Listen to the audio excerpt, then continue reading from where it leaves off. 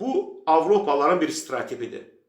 Avropalılar Həştərxandan tutmuş Ərəbistana qədər, Anadolunun yarısından tutmuş Hindistana qədər olan böyük bir coğrafiyanı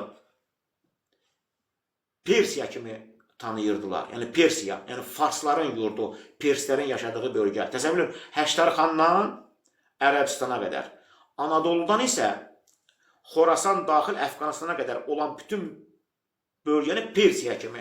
Yəni etnik kimlik nə olursa olsun, Türkmən, Özbək, Talış, Kürd, bunların hamısına Avropalılar Pers deyirdi. Persiya sakinləri.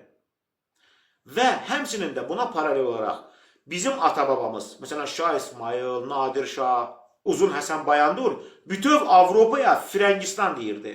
Frənk diyarı, Frank diyarı, Fransızların diyarı. Yəni bizim dədəbabamız Danimarkaliyada Frank deyirdi, İtaliyada Frank deyirdi, Polşaliyada da Frank deyirdi, Slovakiya da Frank deyirdi. Yəni, bizim gözümüzdə onlar hamısı Frəngistan idi. Onların da gözündə bu coğrafiya hamısı Persiya idi.